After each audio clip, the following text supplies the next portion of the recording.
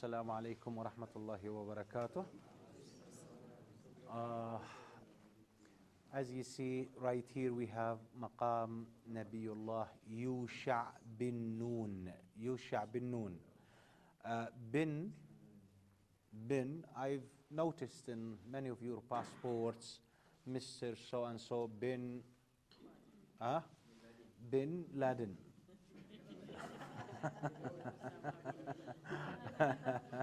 So, bin means son of, right? In Arabic, bin. Binti. Okay. So, Yusha bin Nun. Hartinia, Yusha, the son of Nun. Do you agree? Okay, thank you, but I disagree.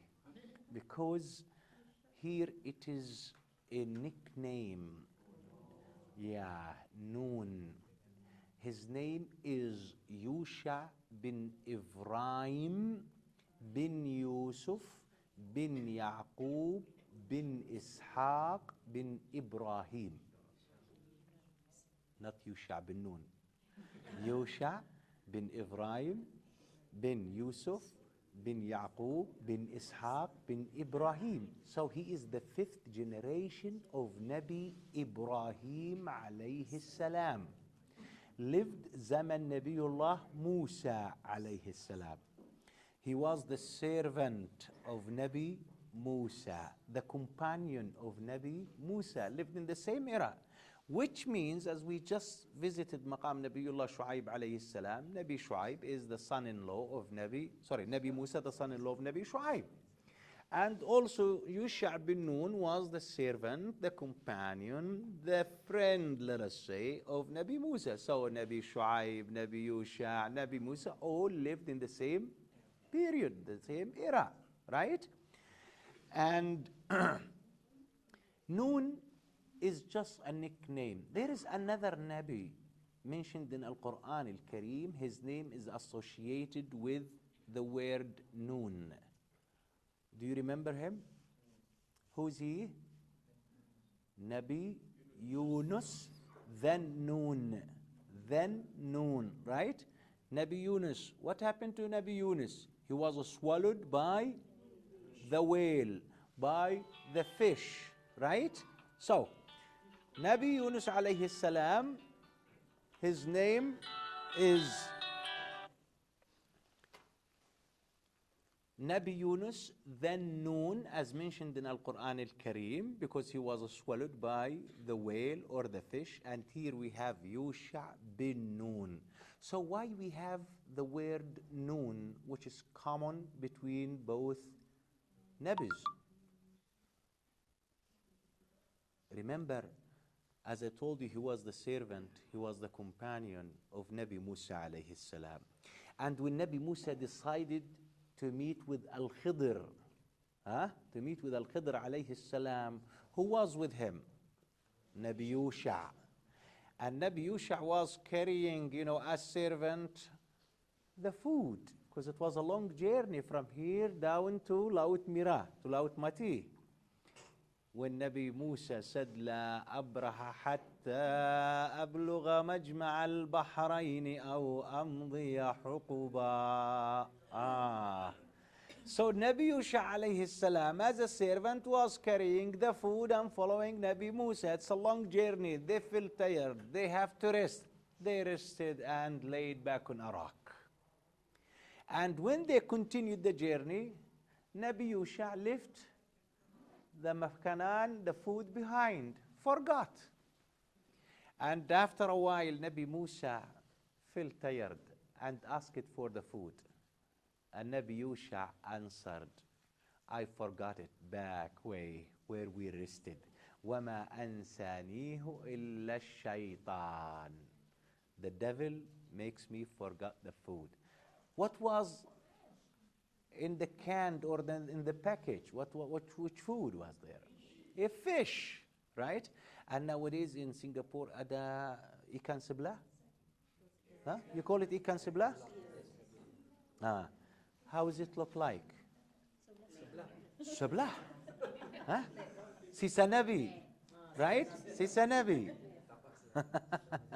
Sisa Nabi, Sisa Nabi is a fish, right? Like if it is cut halfway, right? One side, the eye, the fins, and so on. The other side, nothing. Like if it is cut, huh? Like if it is divided between two persons, right? So, because of the fish that Nabi Yusha forgot when he was holding the package, the food package with Nabi Musa alayhi salam, probably they call him Yusha bin Nun, like Nabi Yunus, then Nun, who was swallowed by the whale. Huh? What was the dua of Nabi Yunus alayhi salam inside the whale?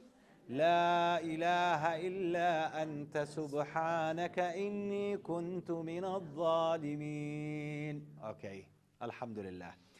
Remember, Nabi Yusha alayhi salam took over after the death of Nabi Musa. Nabi Musa was leading Bani Israel, the 12 tribes. So after he died, who took over? Who became the leader? Nabi Yusha. And Nabi Yusha was from Bani Israel. Where was their journey? Where they were heading to? To Baytul Maqdis. They were heading to the promised land. So they were in Jordan side. Remember, according to Torah, in Jordan side, the Torah, the Injil says that Nabi Musa was buried in Jordan. So they were on the eastern side of the river Jordan, which is Jordan. And they need to cross the river Jordan over to Palestine. So they camped, the 12 tribes on the eastern side of the river Jordan, and they sent the spies to spy the city of Jericho, because it was the closest, the nearest city to the crossing point. The crossing point nowadays is called Bethany. Bethany or Betania, which is the baptismal site. Another name, Beth Abara. Beth Abara. Beth is house. Abara, crossing. So it's the house of crossing. That's the crossing point over the river Jordan to Jericho. So they sent spies to spy the city, and when the spy came back, they said to Nabi Yusha, Jericho is a well-protected city, a walled city, inhabited by strong giant people, can't be defeated. Can't be defeated. So what did Nabi Yusha do? He commanded the leaders, the priests of each tribe, because ada dua plus suku-suku, to play the horns for 7 days or 7 times. Then the walls of Jericho collapsed. The walls of Jericho knocked down. And that's how they entered into the city. The war started. Remember, what is the main official weekend holiday in Islam? Hari apa? Hari Jumaat. Betul? Yes, in Singapore you have Sunday. But in the Arab Muslim world, the main official weekend holiday is Hari Jumaat. It is not a holiday, it is a holy day, a sacred day. Why is that? Why Jumu'ah is a sacred day? Because Adam and Eve created and died on this day.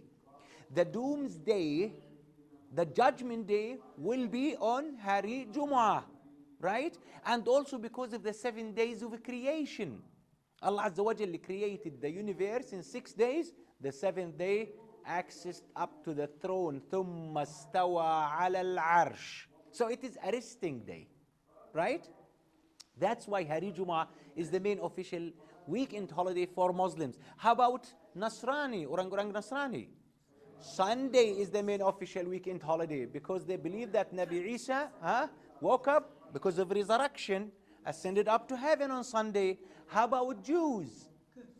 Saturday. Saturday is the main official weekend holiday. Nabi Yusha alayhi salam was a Jew from Bani Israel. So when they were about to cross over to Canaan land, it was Hari Jumu'at. Hari Jumu'at.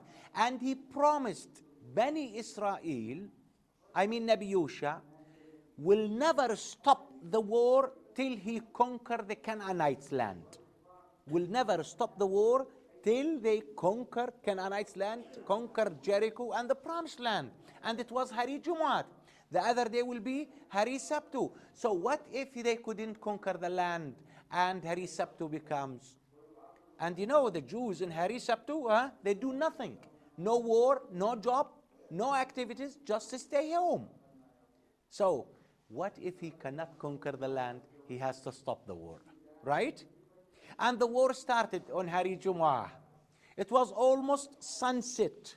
By the way, the holiday for the Jews started after the sunset of Hari Jumu'ah. So the sun almost sets. And he's Nabi. He promised his people. And he couldn't enter the city. So what did he do? He prayed to Allah Azza wa Jal to help him. And Allah Azza wa Jal commanded Nabi Yusha to order the sun to stand still, to stop. Because you know the sun keeps moving from east, south, then it sets from west, right? So Nabiullah Yusha commanded the sun to stop, to stand still in the sky, and the sun stopped and continued the war till they crossed over and conquered Canaan land. So this was the mu'jiza, this was the miracle of Nabiullah Yusha alayhi salam. As I told you, every Nabi has a mu'jiza, right? So Rasulullah sallallahu alaihi wasallam said in hadith, لن تقف الشمس لأحد إلا ليوشع عليه السلام. The sun never stopped for anybody but for Yusha alayhi salam. This was his miracle, the servant of Nabi Musa. Nowadays, as you see, we have this mosque. This is an old mosque built Zaman Umayyads, renovated during the Turkish Empire.